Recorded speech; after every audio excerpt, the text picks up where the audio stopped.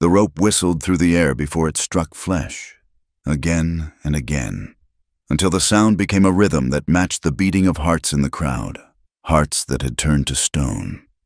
Margaret Walsh counted silently. 97, 98.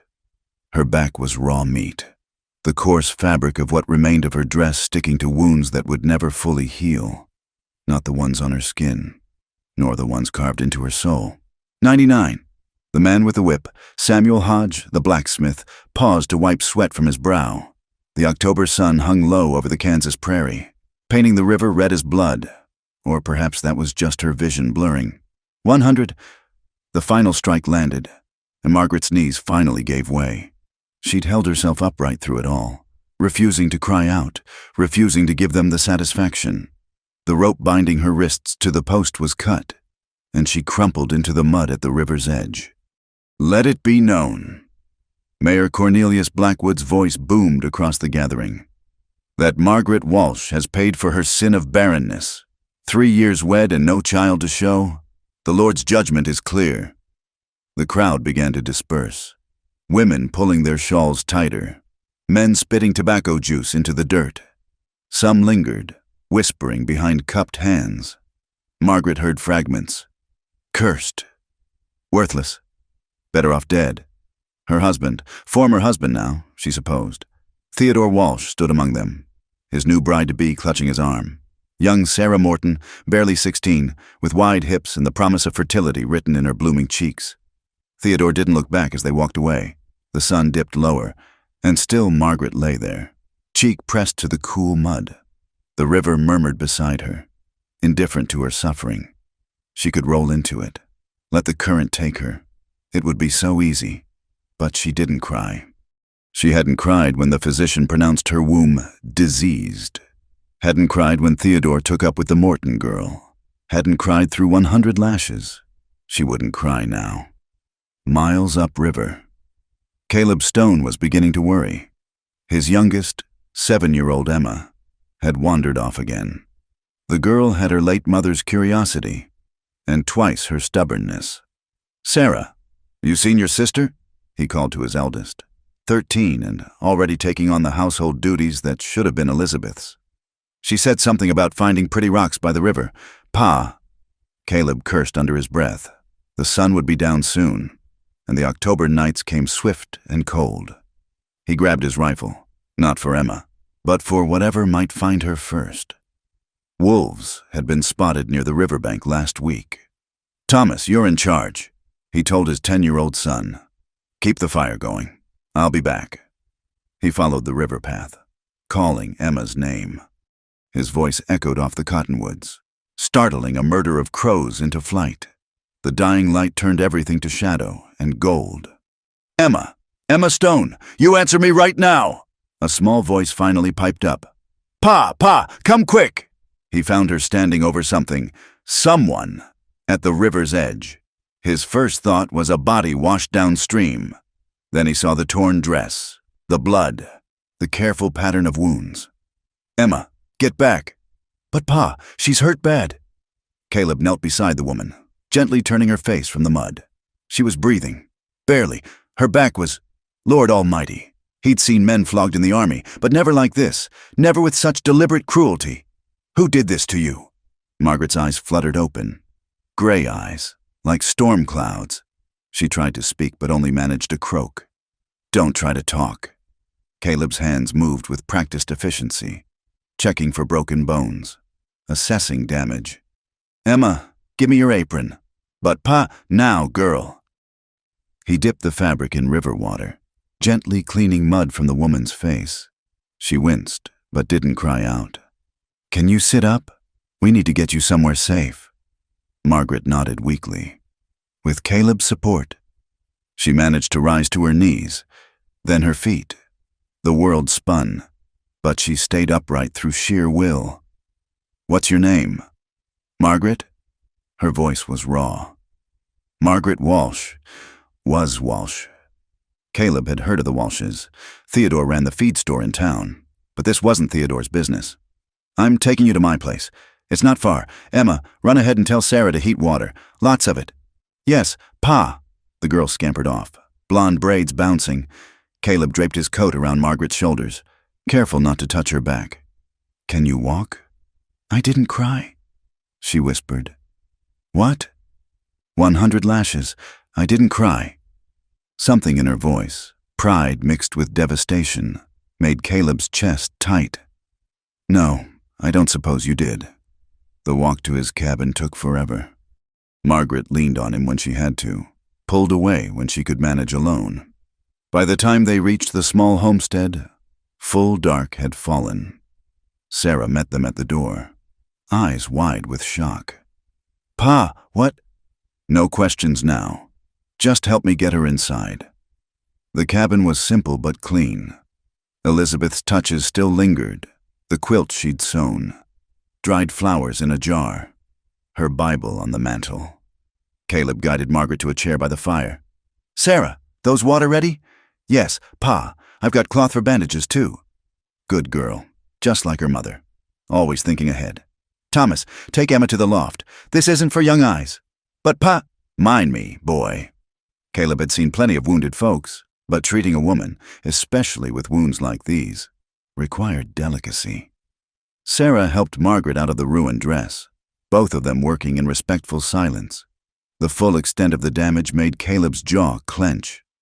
Whoever had done this had taken their time, made sure each strike would scar. This wasn't punishment, it was torture.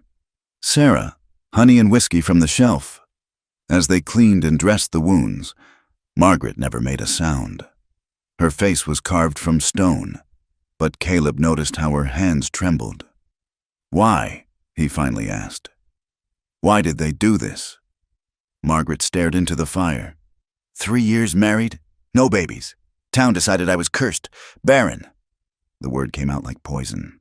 "Theodore wanted a divorce and a new wife. Mayor said I had to pay for my sin first." "Sin?" Sarah's young voice was incredulous. "What sin is not having babies?" "Hush, Sarah." But Caleb's tone was gentle. The girl was right to be outraged. When they finished, Margaret was dressed in one of Elizabeth's old nightgowns, her wounds covered in honey-soaked bandages. She sat rigid in the chair, as if relaxing might break her apart. "You'll stay here tonight," Caleb said. It wasn't a question.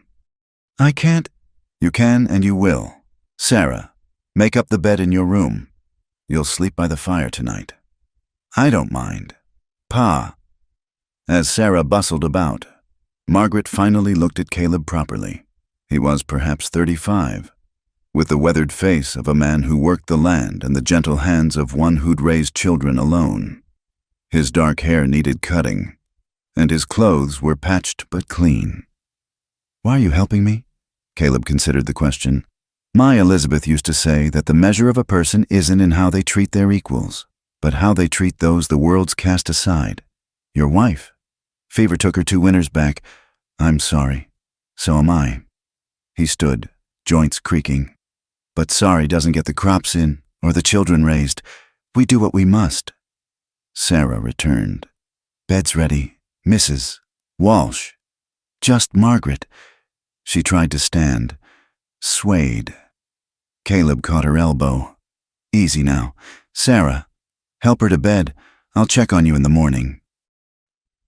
As the women disappeared into the back room, Caleb stoked the fire and tried not to think about the kind of people who'd count out 100 lashes on a woman's back. Tried not to think about how she'd held herself with such fierce dignity despite everything. From the loft, Emma's voice drifted down. "Pa, is the lady going to be all right?" "I hope so, little one. Now sleep." But Caleb himself sat up long into the night, rifle across his knees, watching the door. If anyone came looking for Margaret Walsh, they'd have to go through him first, and unlike the good people of town, he still remembered what it meant to be human. The fever came in the night. Margaret thrashed in the narrow bed, caught between waking and nightmare, her back on fire despite the cooling honey poultices. Sarah kept vigil, replacing damp cloths on Margaret's forehead, whispering prayers her mother had taught her. "I didn't cry," Margaret muttered, over and over. "Didn't give them... didn't..." Dawn broke gray and cold. Caleb found his daughter asleep in the chair beside Margaret's bed, hand still clutching a washcloth. He gently shook her shoulder. Pa? Sarah's eyes were red-rimmed. She was talking all night, saying things about the river, about stones being thrown. Caleb felt Margaret's forehead, still burning. Go rest by the fire. I'll take over. He'd seen fever dreams before, had nursed Elizabeth through her final illness. But this was different. Margaret's body fought not just infection, but something deeper, shame and fury warring beneath her skin. He prepared a willow bark tea, adding precious herbs from Elizabeth's garden. When Margaret's eyes fluttered open, he helped her drink. Where? Her voice was sandpaper. Safe. You're safe here. She tried to sit up, gasped at the pain. I should go. You don't need... Lie still. His tone brooked no argument. Those wounds need time, and you're in no state to go anywhere. From the main room came the clatter of breakfast preparations. Thomas's voice. But why can't I see her? Because I said so, Sarah replied, sounding far older than 13. Now eat your porridge. Margaret turned her face to the wall. Your children shouldn't... I'm not fit company. My children have seen hardship. They'll survive seeing kindness too. Something in that simple statement broke through Margaret's defenses. Her eyes filled, but still she didn't cry. Just lay there, tears sliding silently into the pillow.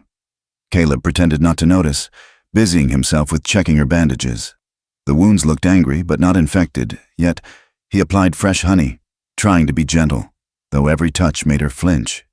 Emma found you, he said conversationally. She's got a gift for finding things, lost calves, arrowheads. Apparently people too. Tell her thank you. Tell her yourself when you're better. A knock at the cabin door made them both freeze. Caleb's hand went to the pistol at his hip. Stone, you in there? The voice was familiar. Dr. Henry Mills from town. Caleb relaxed slightly. Mills was a good man. One of the few. Sarah, let the doc in. The elderly physician entered, medical bag in hand. His eyes were troubled. Heard you might have a patient for me. News travels fast. Emma mentioned it to the Watson boy. Who told his ma? Who? Mills shrugged. You know how it goes. May I? Caleb looked to Margaret. After a moment, she nodded. Doctor. Mills examined her with professional detachment, though Caleb saw his jaw tighten at the extent of the damage. Clean work with the honey. Your Elizabeth's recipe? She learned it from her grandmother. Good woman. Your wife. These wounds. He shook his head. I wasn't there. Want you to know that I was delivering the Henley baby. Came back to find it done. Would you have stopped it? Margaret's question was barely a whisper. Mills met her eyes honestly. I don't know. I hope so. But hoping and doing are different things. Aren't they? He closed his bag. Keep the wounds clean. I'll leave laudanum for the pain. No. Margaret's voice was stronger. No laudanum. The pain will be considerable. I'll manage. Mills looked like he wanted to argue, but didn't. I'll check back in a few days. Caleb. A word? Outside. The doctor lit his pipe with shaking hands. They're saying she's cursed, that helping her brings curse on your household. They say a lot of things. Theodore Walsh is telling folks she bewitched him. That's why he couldn't get her with child. Mayor Blackwood's backing him up. Caleb spat into the dirt. Theodore Walsh couldn't get a cow with calf if you locked him in the barn with her. Despite everything, Mills chuckled. That may be, but the town's worked up. You sure you want this trouble? I buried my wife 2 winters back, raised 3 children alone. Trouble and I are old acquaintances. Mills studied him. Your Elizabeth would be proud. She'd be furious at what they did to that woman. That too. The doctor mounted his horse. Be careful, Caleb. Fear makes people do terrible things. After he left, Caleb found Emma hovering by Margaret's door, clutching something behind her back. What have you got there, little bird? She produced a rag doll, worn from loving. Mama made her. I thought the lady might like to hold her. When I'm scared, Bessie helps. Caleb's throat tightened. That's kind of you. Go on, but quiet-like. Emma tiptoed into the room. Margaret was awake, staring at the ceiling. The little girl approached the bed like one might a wounded animal. I brought Bessie, Emma whispered. She's good at keeping bad dreams away. Margaret turned her head slowly. The child's earnest face, the offered doll, such simple kindness undid her more than any cruelty could. She accepted the doll with trembling hands. Thank you, she managed. Emma beamed. Pa says you're staying with us. I'm glad. Sarah burns the biscuits, but don't tell her I said so. Emma Stone. Sarah appeared in the doorway, hands on hips. You little tattletale? It's true. Out, you scamp. Let Miss Margaret rest. But Margaret's lips had curved in the ghost of a smile, the first since the river. Caleb saw it and felt something ease in his chest. The days blurred together. Margaret's fever broke on the third night, leaving her weak but lucid. She insisted on helping with small tasks, mending, peeling potatoes, anything to not be a burden. The children adapted to her presence with the resilience of the young. Thomas showed her his collection of bird eggs. Sarah asked her advice on needlework. Emma simply chattered, filling the silence with stories. On the 5th day, Margaret managed to walk to the porch. The October air was crisp, the cottonwoods turning gold. She sat carefully, watching Caleb split wood. The rhythmic thunk of the axe was soothing. I had a garden once, she said suddenly. Roses and vegetables all mixed together. Theodore said it was unseemly. Nothing unseemly about growing things. No. She pulled the borrowed shawl tighter. I suppose not. That evening, over a simple supper of beans and cornbread, Thomas asked the question the others had been dancing around. Are you going to stay forever? Thomas! Sarah kicked him under the table. It's all right. Margaret set down her spoon carefully. I don't know where else to go. My family's back east. They wouldn't want me now. Why not? Emma's innocent question hung in the air. Caleb cleared his throat. Sometimes families have foolish ideas about what matters. Well, I think you should stay, Emma declared. Sarah's happier with another lady around, and Pa doesn't frown as much. Emma. But it was true. The cabin felt different with Margaret there. Fuller somehow, less haunted by absence. That night, Caleb found Margaret on the porch again, wrapped in a quilt, studying the stars. Can't sleep. Habit now, I suppose. She shifted, making room for him on the bench. Your children are remarkable. They've had to be. You've done well with them. Elizabeth would... She stopped. I'm sorry. I shouldn't speak of her. Why not? She's part of this place. Part of us. He was quiet for a moment. She'd have liked you. She had strong opinions about people who mistake cruelty for righteousness. I used to think I was righteous, Margaret said softly. Following all the rules, doing what was expected. Look where it got me. Following rules and doing right aren't always the same thing. She turned to look at him then. Really look. In the moonlight. She could see the lines that grief and hard work had carved into his face, but also the kindness in his eyes, the strength in his hands. Why did you take me in? Really? Caleb considered. My parents died on the trail west. I was 15, suddenly responsible for my younger sister. A family of strangers took us in. No questions asked. Fed us, clothed us, taught us how to survive out here. He paused. The husband couldn't have children. Some folks whispered about curses then too, but they loved my sister and me like their own blood. What happened to them? Cholera. 8 years back. They're buried on their land up north. Good people. He stood. That's why, I suppose, someone showed me that family isn't always about blood or even law. It's about choosing to care for each other. Margaret sat alone after he went inside, holding Emma's doll, thinking about choosing and being chosen, about the difference between a house where she'd been tolerated and a cabin where she was welcome. The wounds on her back still pulled with every movement, might scar her forever. But for the first time since the riverside, she thought she might survive this. Inside, she heard Emma's voice, supposed to be asleep long ago. "Pa, is Miss Margaret going to be our new mama?" "Hush now. Sleep. But is she? That's not ours to decide. Little bird, now close your eyes." Margaret pressed the doll to her chest and finally, let herself cry. Not from pain or shame, but from the terrible, wonderful possibility of hope. The whispers started at church. Margaret had been with the Stone family for 2 weeks when Caleb decided she was healed enough to attend Sunday service. She'd protested. The wound still pulled. The stairs would be unbearable.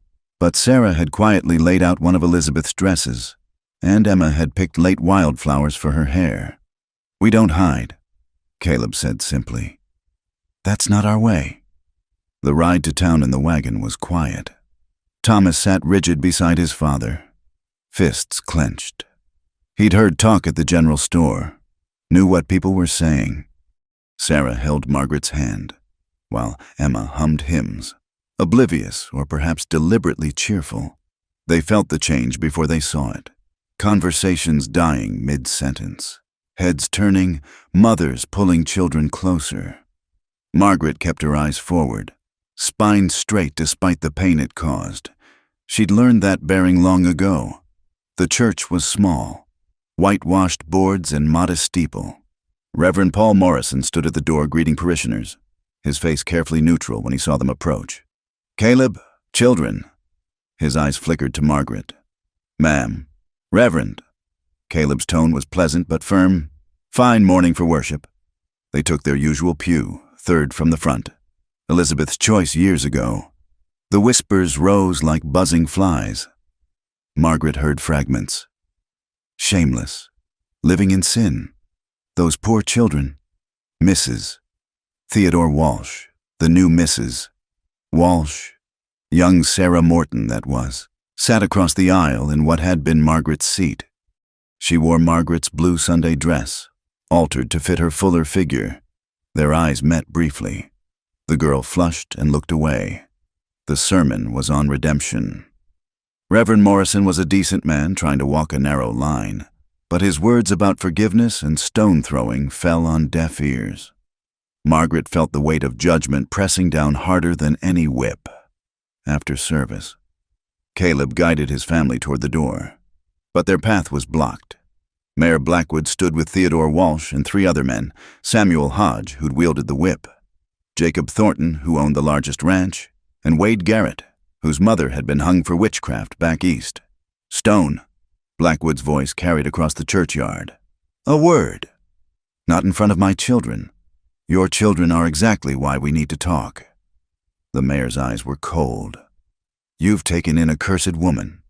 Bad enough for you, but those young ones don't deserve the only curse I see," Caleb interrupted quietly, "is grown men who think cruelty is righteousness."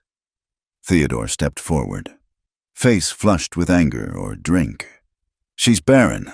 3 years I wasted. That's enough." Margaret spoke for the first time, voice clear and steady. "Yes, I couldn't give you children, Theodore, but perhaps the failing wasn't all mine." Gasps rippled through the gathering crowd. A woman didn't speak so to a man, especially not her former husband. Theodore's hand raised as if to strike her, but Thomas Stone moved faster. The 10-year-old boy stepped between them, chin raised in defiance. "You don't touch her." "Thomas?" Caleb's voice was low, warning, but proud. Wade Garrett laughed. An ugly sound. Boy's got more spine than sense, just like his daddy. "We're leaving." Caleb put his hand on Thomas's shoulder, the other protective at Margaret's back. "Good day, gentlemen."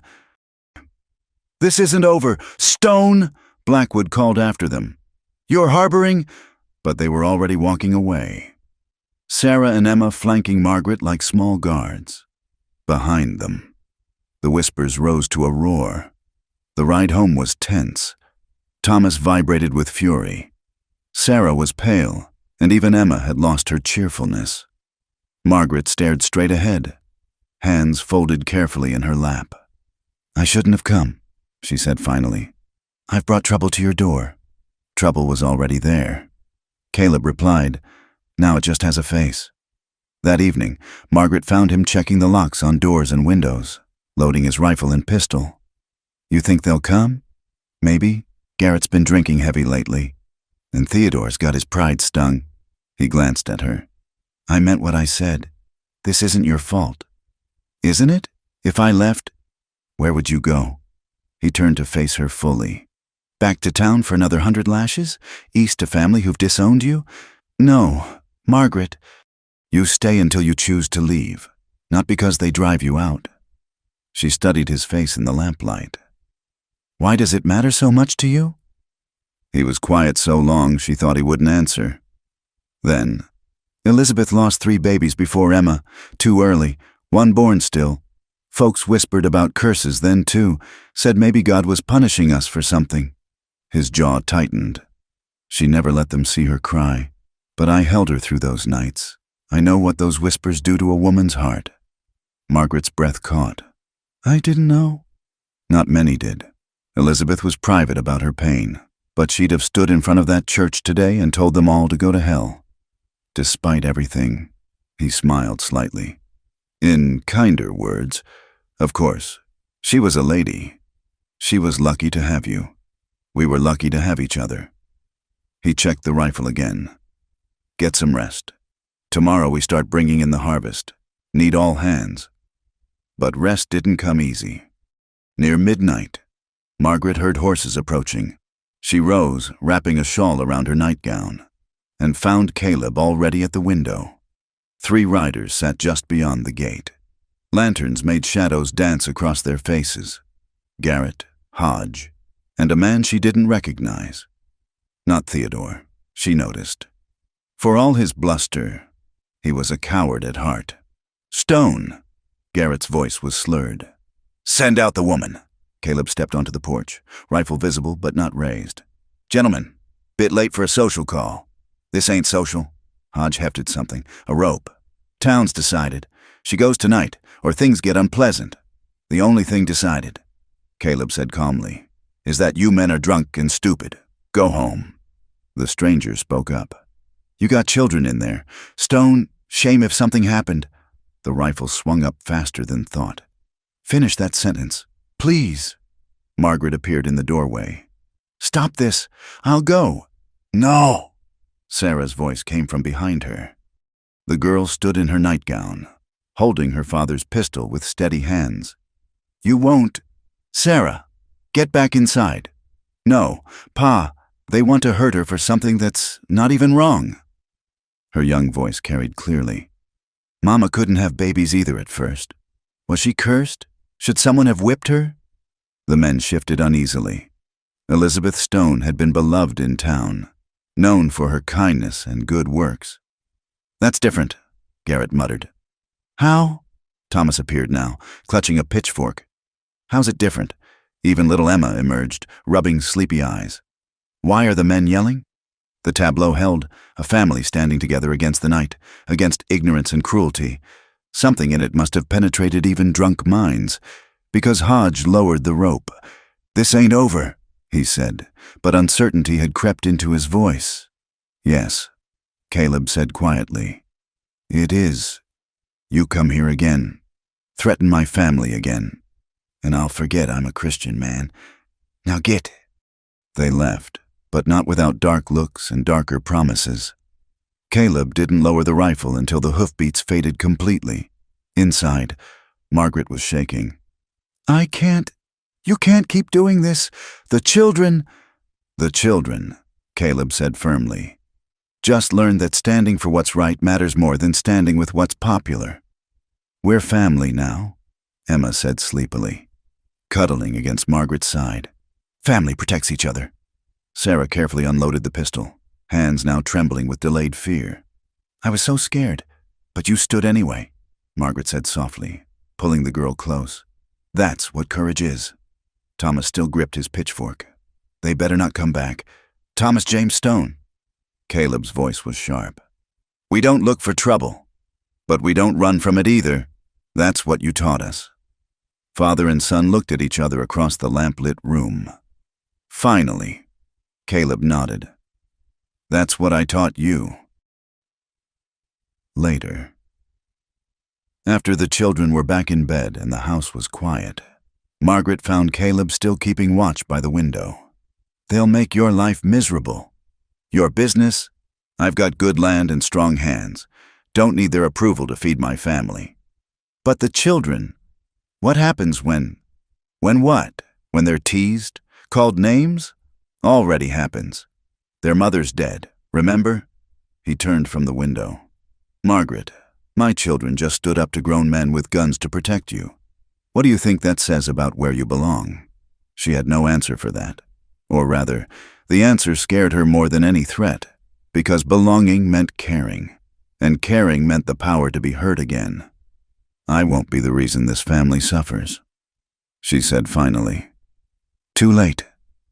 But his smile took the sting from the words. "Emma's already decided you're staying, and nobody crosses Emma Stone when her mind's made up. Gets that from her mother." Outside, the October wind rattled the windows like searching fingers, but inside was warmth and light and the strange, terrifying possibility of home.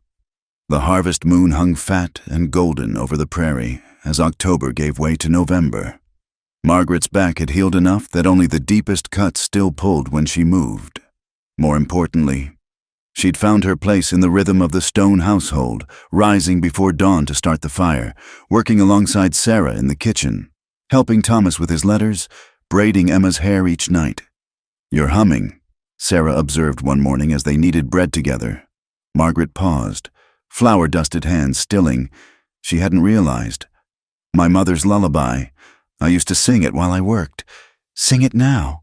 So Margaret sang, soft and low, about birds flying home across the sea. Sarah joined in on the second verse, her clear voice harmonizing. From the main room came the sound of Caleb's hammer stopping, listening. These were the moments that made Margaret forget she didn't belong here. Almost. The trip to town for supplies couldn't be avoided any longer. Caleb needed nails and salt. Sarah needed thread. And they were low on coffee. Margaret steeled herself as they rode in, but this time she held her head high. At Morrison's General Store, Mrs. Morrison served them with rigid courtesy, while other customers found urgent business elsewhere. Margaret selected thread. Feeling eyes bore into her back, not the healing scars, but the ones people imagined they could see through cloth. "That'll be $2, Mrs. Morrison said, though Margaret knew the real price was half that.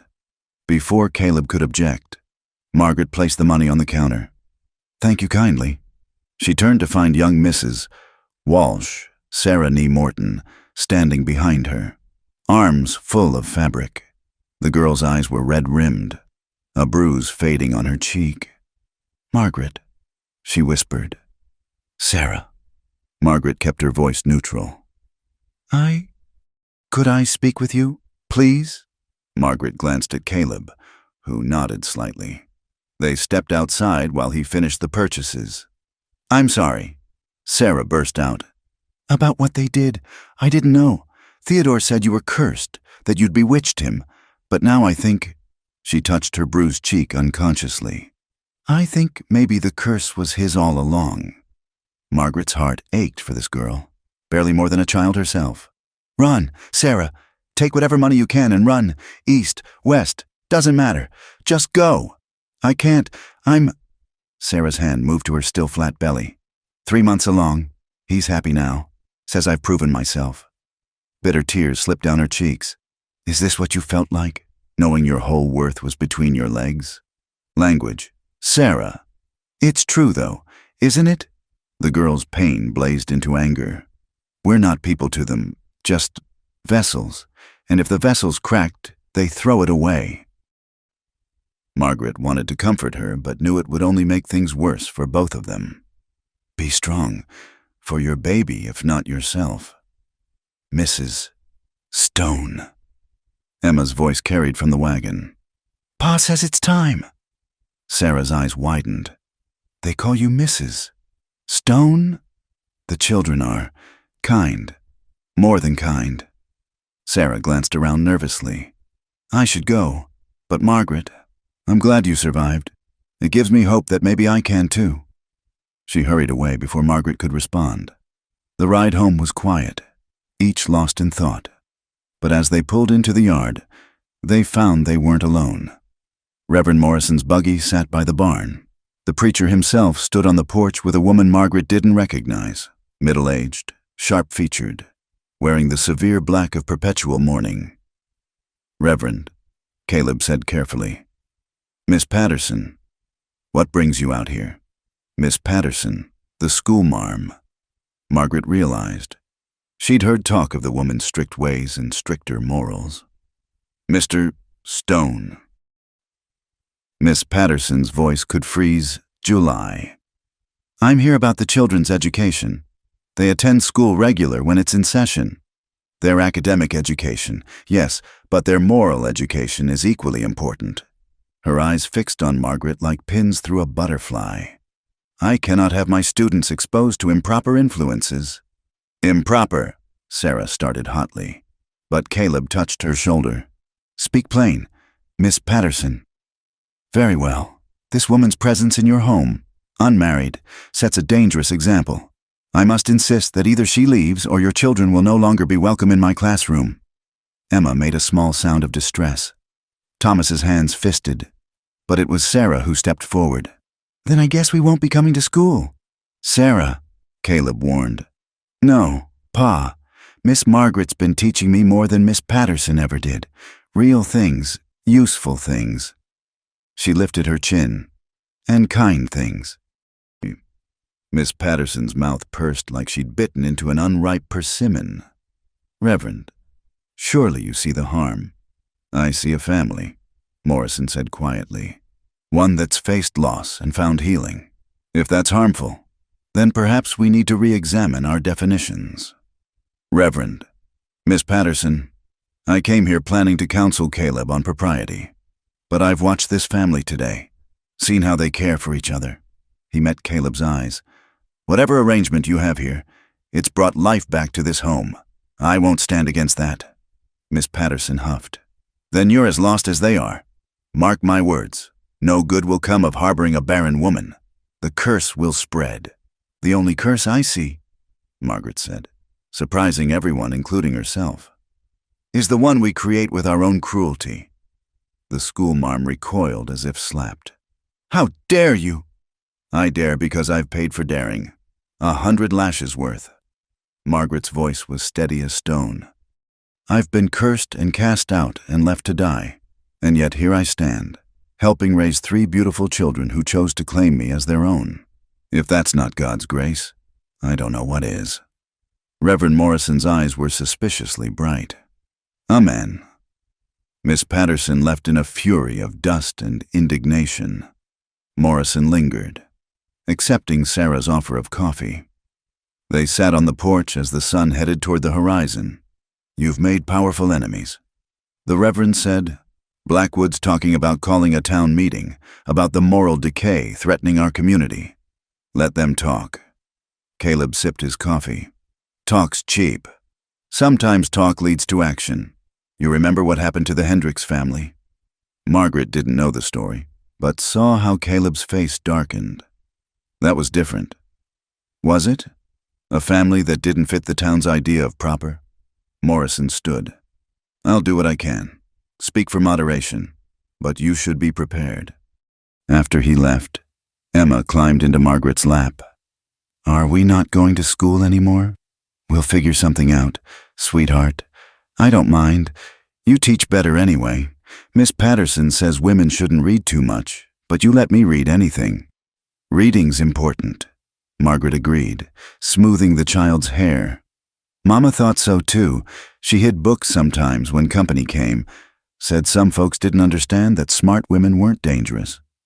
That evening, as Margaret helped prepare supper, she found herself truly part of the routine. Thomas set the table without being asked. Sarah chatted about plans for preserving the last of the garden vegetables. Emma practiced her letters on a slate. tongue poking out in concentration.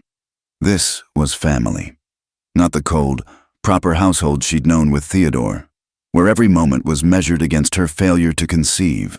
This was messy and warm and real. "Margaret?" Caleb stood in the doorway. "Could I speak with you?" They walked to the barn, late afternoon light slanting through the gaps in the boards. He seemed to struggle for words. The Reverend was right. This could get worse. Blackwood's got influence, and fear's a powerful thing. He met her eyes. "I need to know you're prepared for what might come. Are you asking me to leave?" "No." The word came quick and firm. "I'm asking if you're prepared to stay, really stay, not as a guest or hired help, but as part of this family. The children already see you that way. Question is, do you?" Margaret's heart raced. "Caleb, I'm not asking for anything you're not ready to give, but if you're staying, then we face whatever comes together. No more talk of leaving for our sake. We're past that now." She thought of Sarah's trust, Thomas's protection, Emma's easy affection, of Caleb's steady presence and quiet strength, of a home where she was valued for more than her empty womb. "Yes," she said simply. "I'm staying." He smiled then, the expression transforming his weathered face. "Good, because Emma's been after me to build another room onto the cabin come spring, and I'd hate to disappoint her." "Another room? Can't have you sleeping in Sarah's room forever." He paused. "Unless you'd rather—" The unspoken possibility hung between them. Margaret felt heat rise to her cheeks like a green girl. Not a woman grown and once married. One step at a time. She managed. "One step at a time," he agreed. As they walked back to the cabin, the first stars were appearing. Inside, warm light spilled from windows, and children's laughter drifted on the evening air. Home, Margaret thought. The word no longer felt foreign on her tongue. Tomorrow would bring new challenges. Blackwood would scheme, the town would whisper, and Miss Patterson would certainly make good on her threat. But tonight, Margaret Walsh. No, that name belonged to another life. Tonight, the woman who was learning to be Margaret Stone sat down to supper with her family and let herself believe in second chances. "Can I say grace tonight?" Emma asked. "Of course, little bird." The child's prayer was simple but heartfelt, thanking God for food and family, and especially for bringing Miss Margaret to us when we needed her and she needed us. "Amen," they chorused. And in that moment, Margaret finally understood that sometimes the greatest blessing comes disguised as the greatest curse. She'd lost everything that town had told her mattered. In return, she'd gained everything that actually did. The smell of smoke woke Margaret first. Not the comfortable scent of hearth fire, but something acrid. Wrong. She sat up in the darkness, instantly alert. "Fire!" Caleb's shout came a heartbeat later. "Everyone out, now!" Margaret grabbed Emma from her bed, the child still heavy with sleep. Sarah was already moving, pulling on boots, reaching for coats. Through the window, orange light danced. The barn was ablaze. "The animals!" Thomas started for the door, but Caleb caught him. "Together. We go together." Outside, the November night was torn by flames reaching toward the stars. The horses screamed in terror, their cries cutting through the roar of fire. Without hesitation, Caleb plunged toward the barn doors. "Take the children to the well!" he shouted to Margaret. But Thomas was already running after his father, and Sarah had grabbed buckets. This family didn't stand by while others fought. "Emma, stay here." Margaret set the child down and seized a bucket. "Don't move!" The heat hit like a physical blow. Caleb had gotten the doors open, and the horses bolted out, wild-eyed with fear. The milk cow followed, bellowing. "But the new calf! She's trapped!" Thomas pointed to the far stall where flames hadn't yet reached. Caleb started forward, but a beam crashed down, blocking the path. The smoke was thickening, stealing breath and sight. "I can fit." Thomas ducked under his father's restraining arm. "No." But Margaret was already moving, smaller than Caleb.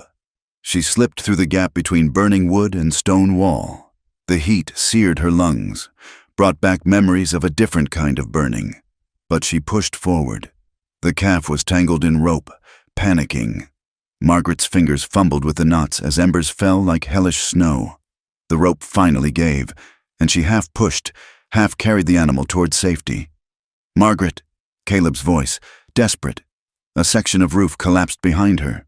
She shoved the calf through the gap and felt strong hands pull her after. They stumbled away as more of the structure gave way, the barn becoming a pillar of fire against the night. They fought it with buckets and determination, but it was hopeless. The barn was gone. They managed to keep it from spreading to the cabin, soaking the roof and walls until their hands were raw and their backs screaming. Dawn found them slumped on the ground, covered in soot and ash. The barn was a smoking skeleton. Most of the winter feed was gone. Tools, harness, all destroyed. "Pa?" Emma's small voice broke the silence. She held something in her hands.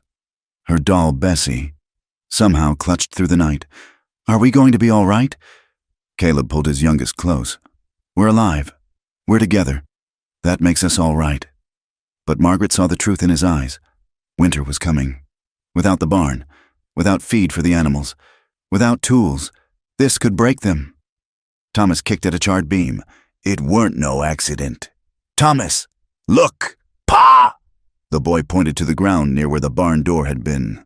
Even through the ash, they could see it, the remains of an oil lamp. Not theirs. Caleb's jaw tightened, but he said only, "We don't know for sure." "Don't we?" Sarah's voice was bitter. "After Miss Patterson's threats? After those men came here?"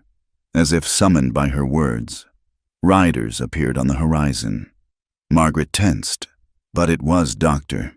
Mills leading them, with Reverend Morrison and, surprisingly, several other townspeople. "Saw the smoke," Mills said, dismounting. "Came as quick as we could." The men surveyed the damage grimly. Morrison picked up the lamp remains, face darkening. "This is beyond the pale. Can't prove nothing." One of the men muttered, Harold Carson, who ran the feed store since Theodore spent more time drinking than working. "Don't need proof to know right from wrong." Morrison replied sharply. "We brought what we could," Mills said, gesturing to the wagon behind them. "Some feed. Tools folks could spare. It's not much, but—" "It's kind of you." Caleb's voice was carefully neutral.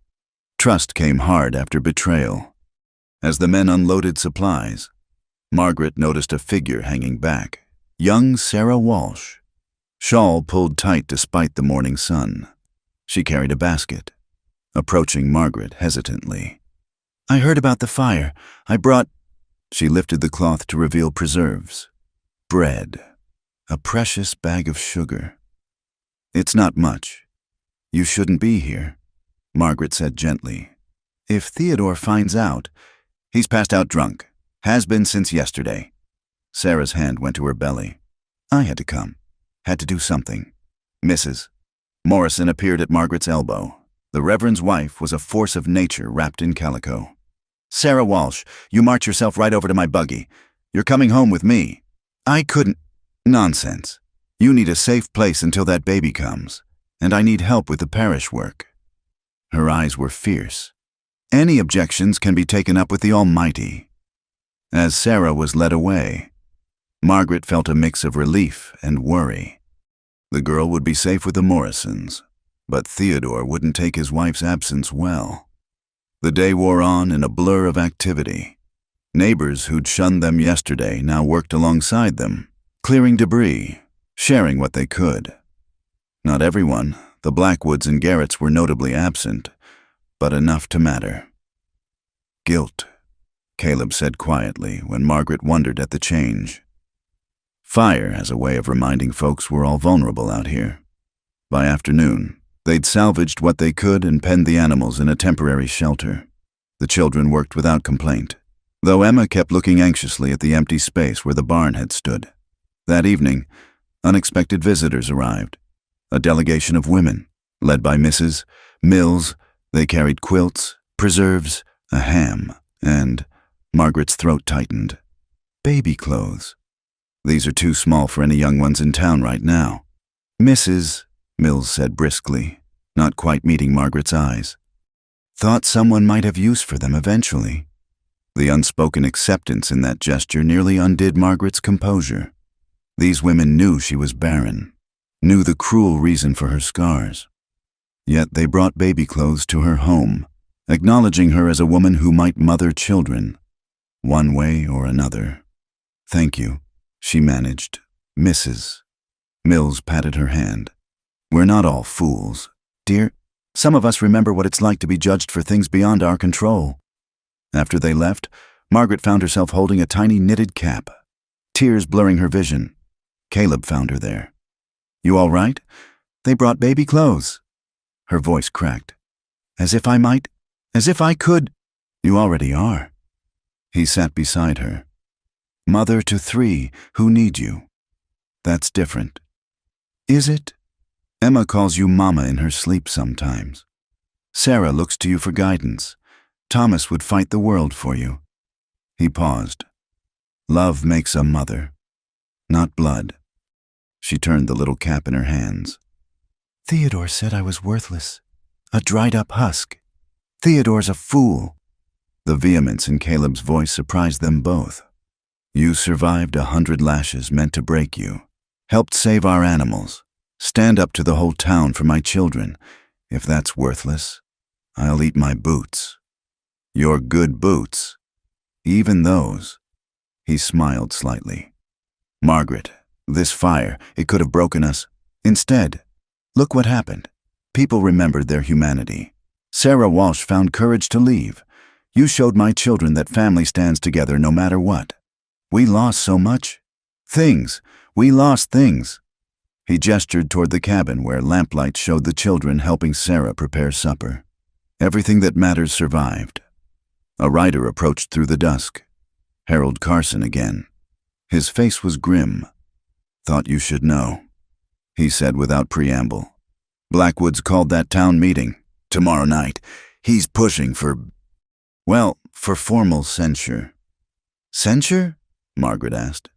Banishment. Caleb translated. They want to run us out. Carson shifted uncomfortably. There's more. Theodore's claiming his wife was stolen by immoral influences, demanding she be returned over my dead body. Caleb said flatly. Might come to that. Carson gathered his reins. Just thought you should know. Not everyone agrees with Blackwood, but fear talks louder than sense sometimes. After he left, they stood in the gathering darkness. The smell of smoke still lingered, mixing with the promise of frost. I won't let them drive you away, Margaret said fiercely. Caleb looked at her, something shifting in his expression. When did it become about them driving me away? Thought it was you they wanted gone. She realized what she'd said, felt heat rise to her cheeks. I know what you meant. His voice was soft, and I'm glad you meant it.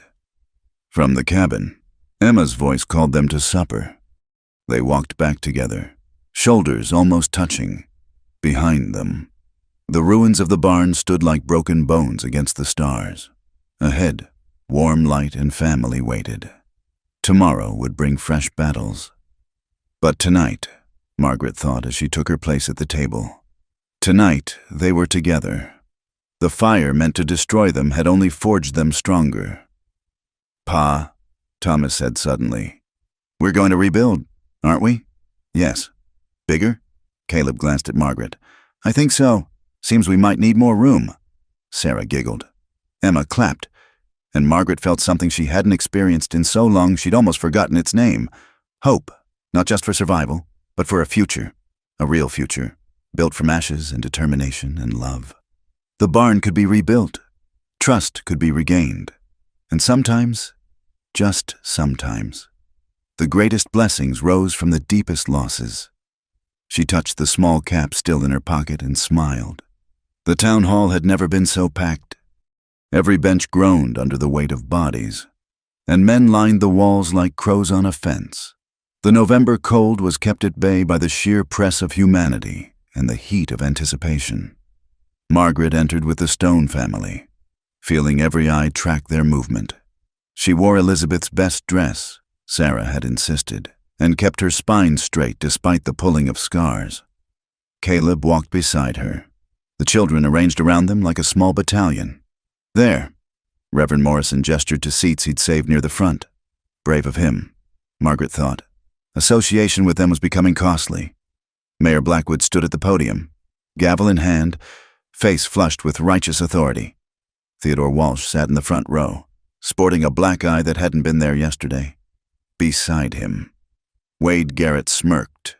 "This emergency meeting will come to order," Blackwood boomed. "We're here to address a matter of moral urgency threatening our community." "What threat?" "Doctor," Mills called out. "The only emergency I see is good folks having their barns burned." Murmurs rippled through the crowd. Blackwood hammered his gavel. "The fire is precisely why we're here.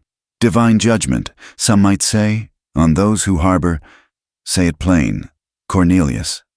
Mrs. Morrison stood, all 5 feet of her radiating contempt. "You're talking about the Stone family. Have the courage to name them." Blackwood's face darkened. "Very well. Caleb Stone has taken into his home a woman of questionable virtue. A barren woman, cast out for failing her sacred duty. Now living unmarried with a widower and his children." "She's our friend," Emma's voice piped up, clear and indignant. "Hush, child," someone muttered.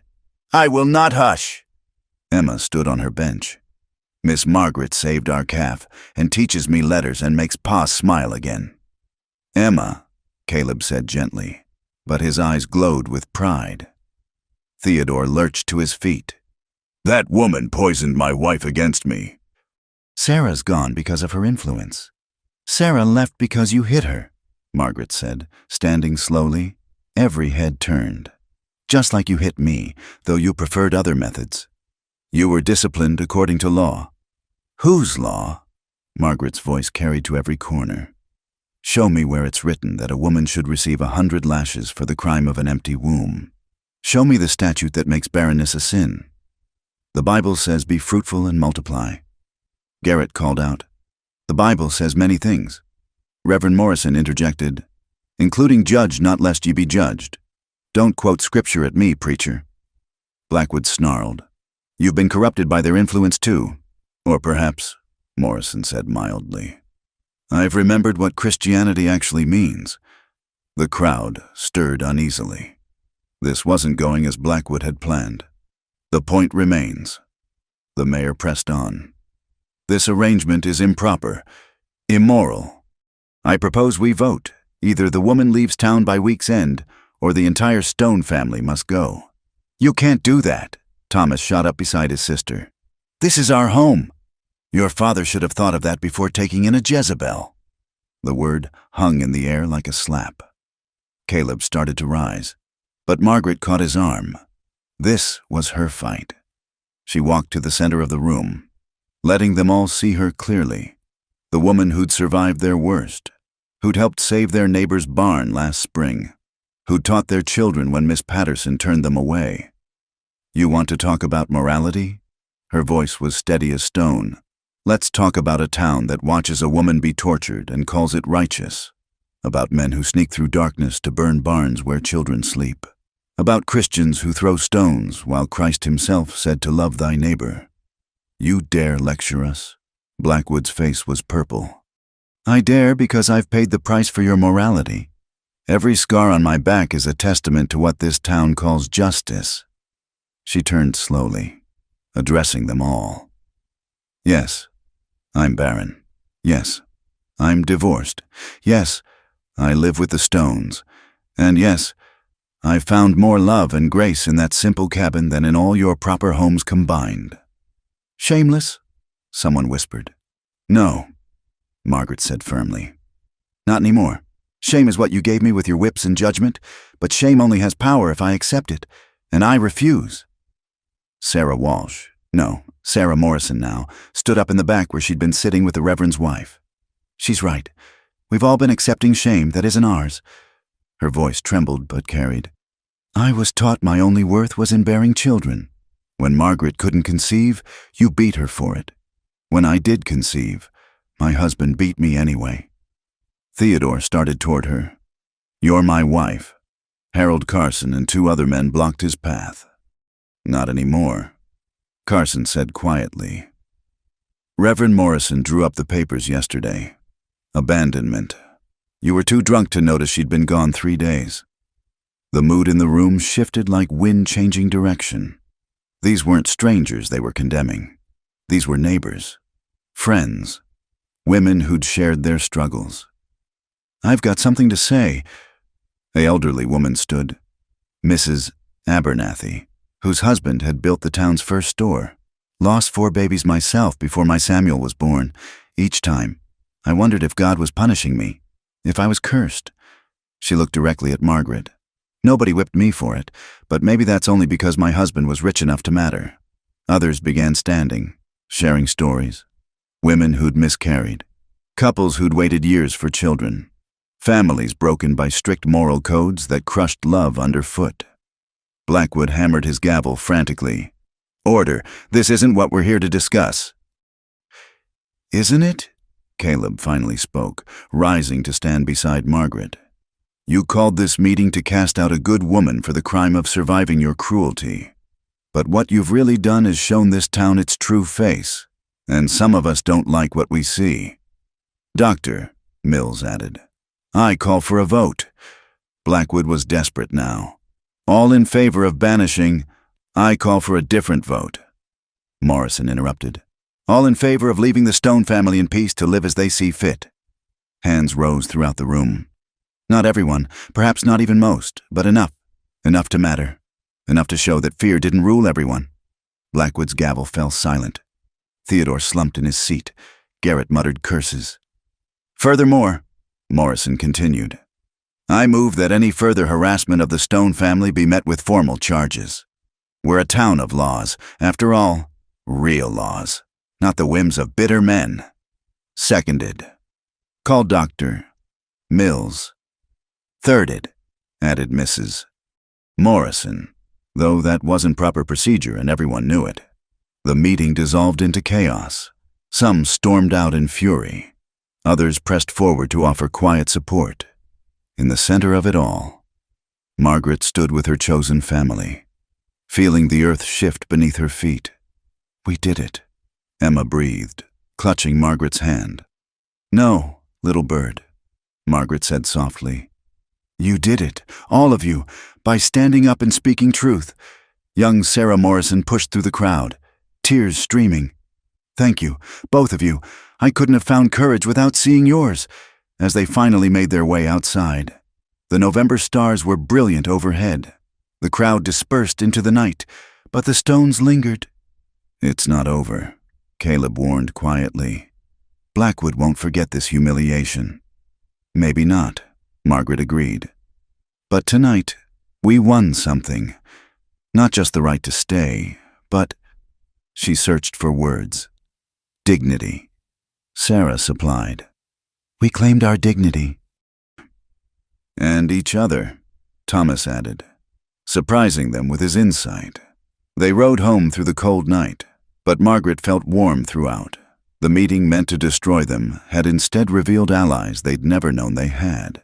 The town's moral certainty had cracked, letting in light at the cabin as the children prepared for bed. Caleb caught Margaret's arm gently. What you did tonight, standing up there, facing them all, I couldn't have without you beside me. That's just it. His voice was rough with emotion. I'll always stand beside you. Margaret, if you'll have me, the children need a mother. But more than that, I want... Caleb. She touched his face, feeling the weathered skin, the strength beneath. Are you asking what I think you're asking? I'm asking wrong, probably. Elizabeth would have words about my clumsy tongue, but yes, marry me. Not for propriety or to quiet gossips. Because I love you. Because this family isn't complete without you. Margaret thought of all the reasons to say no, the scars that would never fade, the womb that would never quicken, the town that would never fully accept. Then she thought of Emma's laughter, Sarah's trust, Thomas's fierce protection, of Caleb's steady presence and gentle hands, of a home where love mattered more than bloodlines. "Yes," she whispered. "Yes, I'll marry you." From the loft came a muffled squeal, Emma, eavesdropping as usual. Then Sarah's delighted gasp and Thomas's whoop of joy. "I think the children approve," Caleb said, smiling wider than she'd ever seen. "Our children," Margaret corrected, and felt the rightness of it in her bones. Tomorrow would bring new challenges, but tonight, in a cabin that had become a fortress of love against the world's cruelty. Margaret Walsh began her transformation into Margaret Stone, not through any man's decision or town's approval, but through her own choice to claim the family that had claimed her. The fire had burned their barn. The town had tried to burn their spirits, but like metal in a forge, they'd only emerged stronger. And that, Margaret thought as Caleb kissed her beneath the stars, was the greatest victory of all. The morning of the wedding dawned crisp and clear, December frost painting the prairie silver. Margaret stood in what would soon be her room, truly hers, not borrowed or temporary, wearing Elizabeth's wedding dress, altered by Sarah's careful hands. "You look beautiful," Sarah said, pinning the last adjustment. At 14, she was becoming a young woman, and the past months had given her a mother's guidance she desperately needed. "Like a fairy princess," Emma added, dancing around them in her new dress, simple calico, but she wore it like silk. Margaret's hands trembled slightly as she smoothed the fabric. The dress was cream-colored wool, practical but pretty, with small pearl buttons Elizabeth's mother had sewn on decades ago. It felt strange wearing another woman's wedding clothes, but also right, a continuation rather than replacement. "Ma?" Thomas's voice came from the doorway. He'd started calling her that just last week, casual as breathing, and it still made her heart catch. "Pa says to tell you Reverend Morrison's here." The ceremony would be small. After the town meeting's drama, they'd decided on just family and their closest allies. Dr. Mills would stand witness for Caleb, Mrs. Morrison for Margaret. The children, of course, were the most important guests. Margaret emerged to find the main room transformed. Emma and Sarah had woven dried flowers and winter berries into garlands. The table was pushed aside, chairs arranged in a small circle. Through the window, she could see fresh snow beginning to fall. Caleb stood by the fireplace in his Sunday best, the suit he'd worn to marry Elizabeth, now brushed and pressed. His eyes, when they found hers, held something that made her breath catch. Not the desperate need Theodore had shown, nor the possessive hunger she'd learned to fear. This was deeper, steadier, a man who'd chosen her not for what she could give him, but for who she was. "Dearly beloved," Reverend Morrison began, his voice warm in the small space, "we gather today not to create a family, for this family already exists. We gather to bless what God has already joined, hearts that have found each other through trial and hardship." Margaret barely heard the traditional words. She was too aware of Caleb's calloused hand holding hers, of the children arranged around them like small guardians. Emma held the simple gold band they'd use, Caleb's mother's ring, kept safe all these years. "Margaret," Caleb said when prompted, his voice rough with emotion, "I promise to stand beside you against whatever comes, to honor your strength, tend your wounds, both seen and unseen, and love you not despite your scars, but because of all they represent. You survived what would break most people. You chose to love when the world taught you only hurt. I promise to be worthy of that choice, every day we have left." Margaret's eyes burned. She'd prepared words, but they fled. Instead, she spoke from her heart. "Caleb, you gave me shelter when the world cast me out, but more than that, you gave me purpose. These children, our children, showed me that family isn't about blood or duty, but about choosing each other. Again and again, I promise to be the wife you deserve and the mother they need, to build a life with you based not on what we've lost, but on what we've found." "The ring?" Morrison prompted gently. Emma stepped forward solemnly, presenting the band. As Caleb slipped it onto Margaret's finger, snow began falling harder outside, blanketing the world in clean white. By the power vested in me, I now pronounce you husband and wife." Morrison smiled. "You may kiss your bride." The kiss was gentle, a promise more than passion. But the children's cheers were anything but restrained. Emma threw herself at them both. Thomas pumped his fist in the air, and Sarah wiped tears she'd deny later. "Now then, Mrs." Morrison announced briskly, "I believe we have a wedding feast to enjoy." The meal was simple but abundant. Neighbors had quietly left offerings over the past week. Fresh bread, preserved fruits, even a cake, Mrs. Mills had somehow managed. They ate and laughed. The small cabin filled with warmth that had nothing to do with the fire. "Tell the story about how you met again," Emma demanded, already knowing it by heart. So they told it, each adding details: how Emma had found Margaret by the river, how Caleb had carried her home. The children interjected their own memories.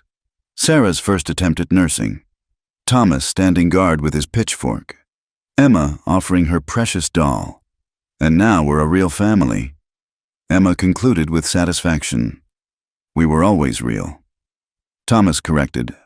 "Now we're just official." "Doctor," Mills raised his glass of cider. "To the Stones. May they continue to teach this town what courage looks like, and what love looks like, Mrs." Morrison added. They toasted with mismatched cups and genuine joy.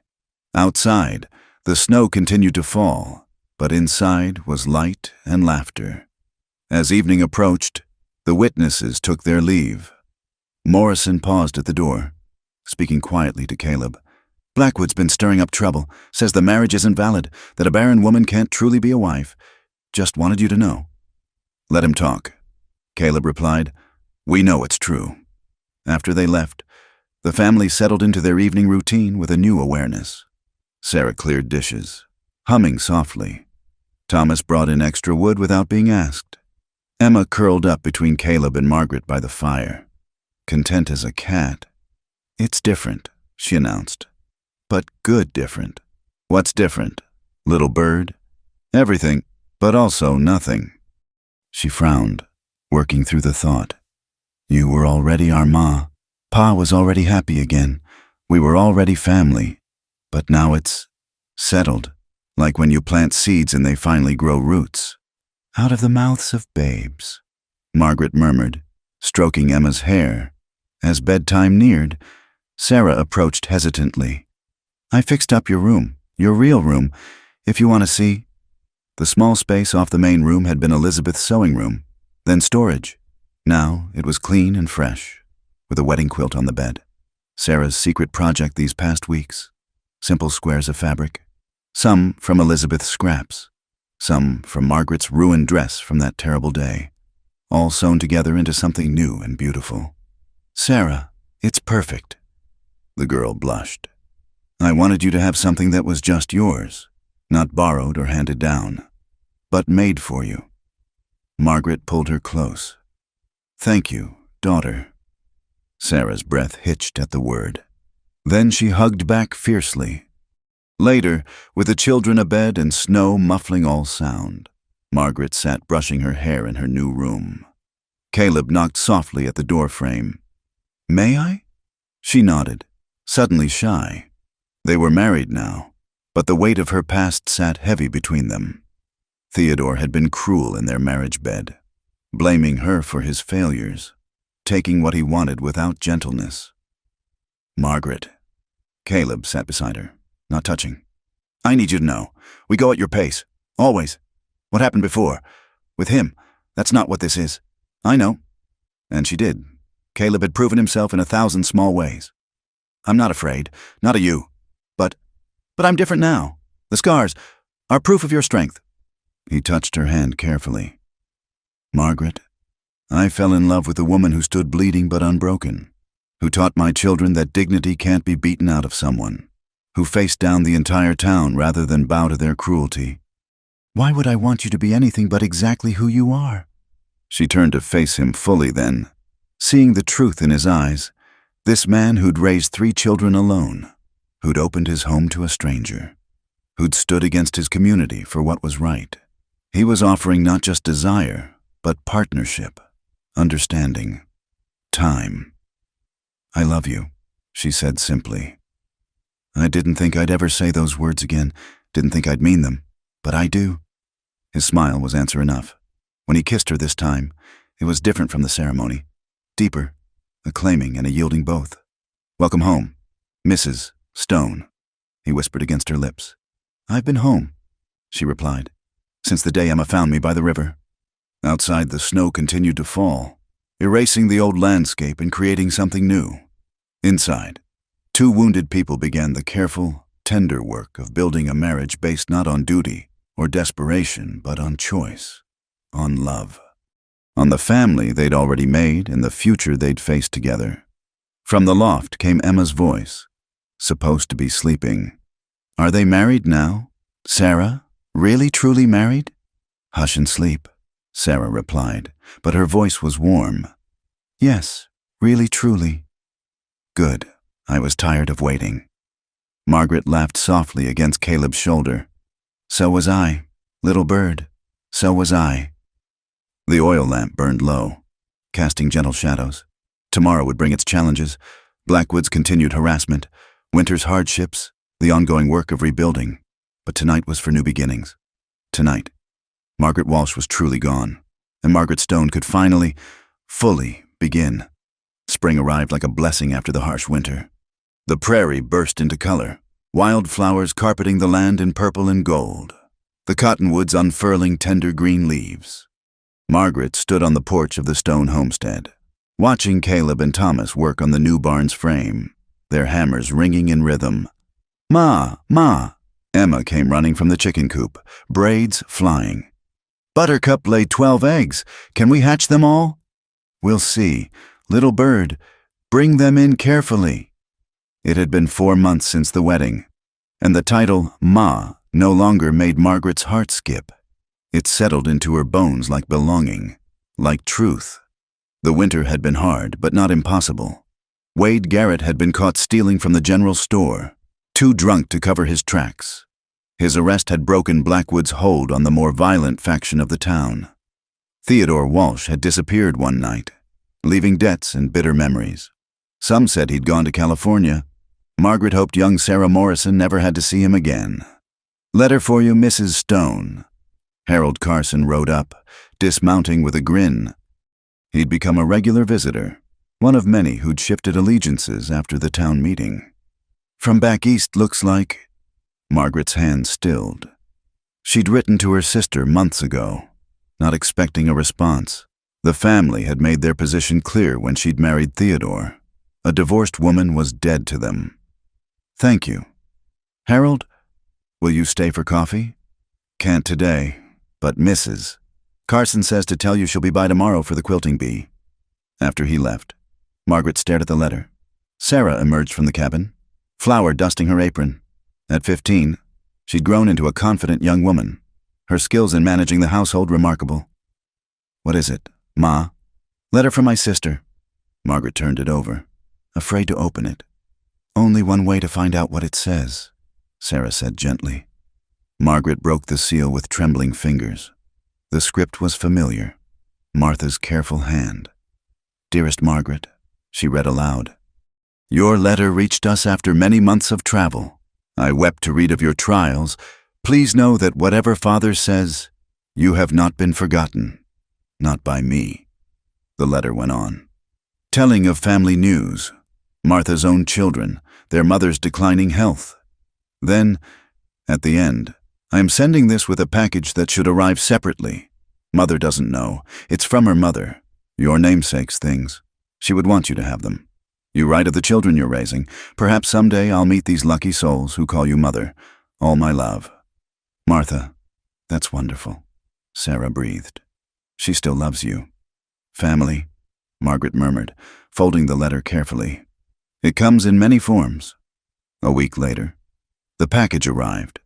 A small trunk containing quilts, photographs, and, surprisingly, a leather journal, Margaret's grandmother's diary, full of recipes, remedies, and wisdom from another generation of strong women.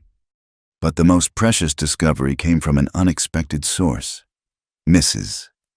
Morrison arrived one afternoon with young Sarah Walsh Morrison, whose belly was now round with child. "I need to tell you something," the young woman said, twisting her hands nervously. "About Theodore, about why you couldn't conceive." Margaret's chest tightened. "Sarah, that's past. No, please. I need to say this." Sarah took a deep breath. "He caught mumps as a young man. Doctor, Mills told me it can make men unable to father children. Theodore knew. His first wife confided in my mother before she died. She never conceived either." The words hit Margaret like a physical blow. All those years of blame, the 100 lashes, the shame and exile, all for Theodore's lie. "He knew," she whispered. "He knew it was him." "He knew," Sarah confirmed, tears rolling down her cheeks. "And he let you suffer for it. Let the town torture you for his failing." Margaret sat heavily, mind reeling. Caleb, who'd been listening from the doorway, crossed to her in 2 strides. "I'll kill him," he said flatly. "No." Margaret caught his hand. "No, he's gone, and I'm here. I have you, our children, this life. That's my justice." But the town had other ideas about justice. Word spread quickly. It always did. By Sunday, the atmosphere at church was electric with gossip and recrimination. Those who'd participated in Margaret's punishment sat uncomfortable in their pews, unable to meet her eyes. After service, Mayor Blackwood himself approached, hat literally in hand. "Mrs. Stone," he began stiffly. "It seems, that is, we've learned. Perhaps mistakes were made." "Mistakes?" Margaret's voice could have frozen July. "Is that what you call 100 lashes on an innocent woman's back?" He flushed. "The town acted on the information we had. The town acted on cruelty disguised as righteousness." She interrupted. "And I'll wear the scars forever." "But you know what, Mayor? I'm grateful." He blinked. "Grateful?" "Yes, because those scars led me here, to a real husband who loves me for who I am, not what I can produce. To children who needed a mother as much as I needed them. To a community of people who judge by character, not by empty wombs." She looked around at the gathering crowd, the Morrisons, Dr. Mills, the Carsons, and dozens of others who'd become true neighbors. "I couldn't carry life in my body," she continued, her voice carrying clear and strong. "So God placed it in my hands instead. 3 beautiful children who call me Ma. Young women like Sarah Morrison who come to me for guidance. A husband who sees me as a partner, not property." Emma tugged at her skirt. "Don't forget the chickens. Ma, you're raising 12 new chicks, too." Laughter rippled through the crowd, breaking the tension. Margaret smiled down at her youngest. "Yes, little bird, the chickens, too." Blackwood retreated, defeated by joy he couldn't understand. Others pressed forward, women who whispered apologies, men who offered to help finish the barn. The wound in the community began, slowly, to heal. That evening, the Stone family gathered on their porch to watch the sunset paint the prairie gold. The new barn stood proud against the sky, larger than the old one, built by neighbors who'd remembered how to be neighbors. Thomas whittled a toy for Sarah Morrison's coming baby. Sarah, Stone, worked on her endless quilt, adding new squares from fabric given by the ladies in town. Emma chased fireflies, her laughter bright as the tiny lights. "Regrets?" Caleb asked quietly, taking Margaret's hand. She thought of the life she'd planned. A proper house in town, a husband in trade, children of her body. Then she looked at what she had, this ramshackle cabin full of love, a husband who'd seen her at her worst and chosen her anyway, children who'd claimed her heart completely. "Never," she said firmly. "Not one." From inside came a baby's cry. The Hendersons had stopped by, their newborn fussy with colic. Margaret rose automatically. "I'll get the peppermint tea," she said. "Sarah, bring the warm compresses." As she tended the baby, showing the young mother how to ease its discomfort, Margaret felt the truth of her own words to Blackwood. She was raising life, not just her own children, but the community's, teaching, healing, nurturing. The barren woman had become the most fruitful of all. Later, as stars emerged in the vast prairie sky, the family prepared for bed. Tomorrow would bring its own challenges and blessings. The barn needed finishing, the crops needed tending, the children needed raising. But tonight, Margaret Stone sat surrounded by the family she'd chosen and who'd chosen her. The scars on her back barely pulled anymore, covered by the gentle hands of a husband who saw them as marks of honor. The empty ache in her womb had been filled by the laughter of children who called her mother. "I love you," Emma murmured sleepily, cuddling close for her good-night hug. "Love you too, little bird. Forever and always? Forever and always." As Margaret tucked her youngest into bed, she marveled at the journey that had brought her here. From the riverside where she'd been left to die to this cabin where she'd learned to truly live. The woman they'd tried to break had instead been transformed, not into what the town expected, but into what her family needed. Outside, spring peepers sang their evening chorus. Inside, the Stone family settled into sleep, safe in the knowledge that love makes a family, courage makes a stand, and sometimes the greatest blessings come disguised as the deepest wounds. Margaret Stone, once Margaret Walsh, closed her eyes and smiled. She was home. Thank you for listening to this story of love, resilience, and family in the Old West. Where are you tuning in from today? We'd love to hear your thoughts about Margaret's journey. Don't forget to subscribe to From Wild West channel and share what touched your heart in this tale. Your comments help us connect as one big family across the miles, just like the Stones.